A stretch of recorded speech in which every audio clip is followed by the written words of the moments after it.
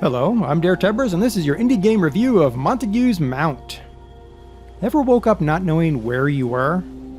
I have, but I also stay almost 120 nights a year in hotels, so that's sort of to be expected. What about not knowing who you are? That's a bit scarier. In Montague's Mount, you don't know where you are or who you are, but something sinister is in the air, besides the bad Irish weather.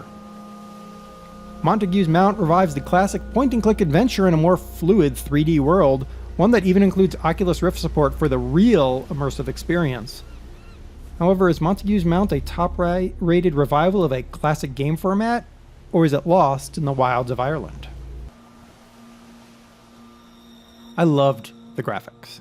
They were muted through the fine film grain look, which does take some getting used to, but it really felt like it set the scene. You feel like you're in one of those old movies that the early point-and-click adventures often attempted to mimic. And the detail is exceptional.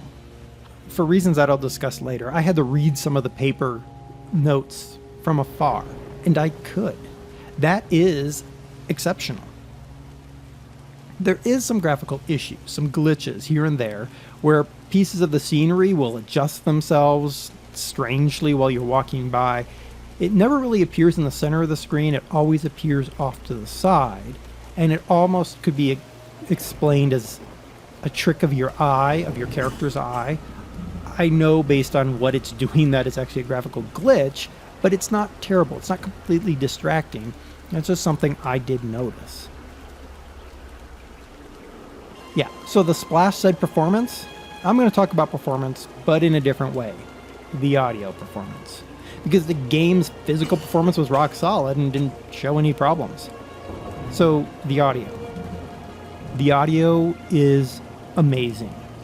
The sound of the rain, the wind, the voice acting, the thunder, all of it. It just felt impeccable. You feel like you are there. Now, with something like the Oculus Rift, you'll definitely feel like you're there. But the audio really helped this game rise up above what could have been sort of in the mediocre category. The voice acting itself was absolutely amazing, and I truly appreciated the effort that the devs took to put in that voice acting. Daniel took Rachel on a ramble over the island today to show her where his family are buried. There does seem to have been a McLaughlin living on the island since time began. We'll have to take Peter on an adventure one day to try and find them all. But the graphics and the audio, you would think this game is going to be stellar. And you'd be sort of right. The puzzles are right out of games like Myst, King's Quest, and Gabriel Knight.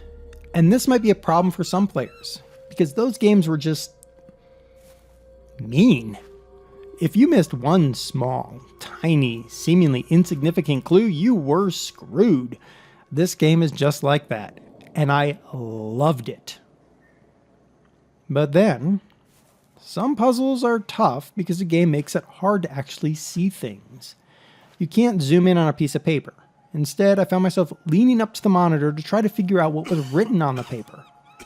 Usually I could because the graphics were that good, but still.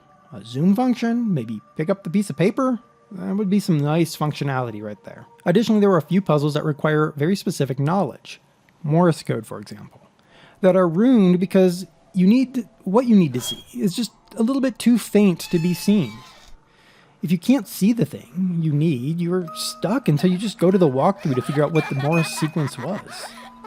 This also happened on items you need to pick up. At one point I couldn't find a particular item because a sign was blocking me from getting around to explore.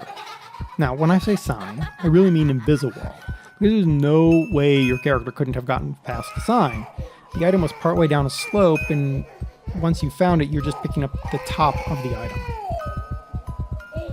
The game did a good job of explaining why your character can't climb fences, and I like that. Too often, games just say, hey, you can't jump and you can't climb, and never give you a good reason. You feel like it was a crutch for the dev. But here, the developers went to the trouble of explaining, in a way, why your character can't climb that fence. 6th of May, 1993. I did love sickness on the island. the Out of fact fear that of it was infection, some of Irish the with islanders English have started subtitles. constructing a series of gates across On the island. everything you look at, it's Irish, English Guessing to subtitles. try I and slow loved the that. movement of the Sort of like a aliens. way to learn Irish. Today I saw Gaelic Peter or playing with some whatever it colourful is. I'm wooden going to call it cylinders by Irish. the You old guys can yell at bridge. me about it later. Killian said he was trying But it to was connect them very to the well bridge's done. mechanism somehow. The only other issue, and this is a big issue, is the game is very short. About 2 hours if you're a veteran Adventure Quest player and know how to expertly paint the screen for clues. If you don't know what painting the screen is, you're not going to get out of this game in 2 hours. You're going to be spending a lot longer. Still, there is an unspoken promise of more to come. However, I have not heard word of a sequel. I have checked the website, I've looked around, I have not seen anything. And that sort of bothers me. I really like the concept of Montague's mount. The graphics and audio, top notch. But the gameplay, specifically the shortness and the cliffhanger ending, left me a bit put off. This feels like a serial game, almost like Telltale Games' Wolf Among Us, but there's no light of the next piece of the puzzle.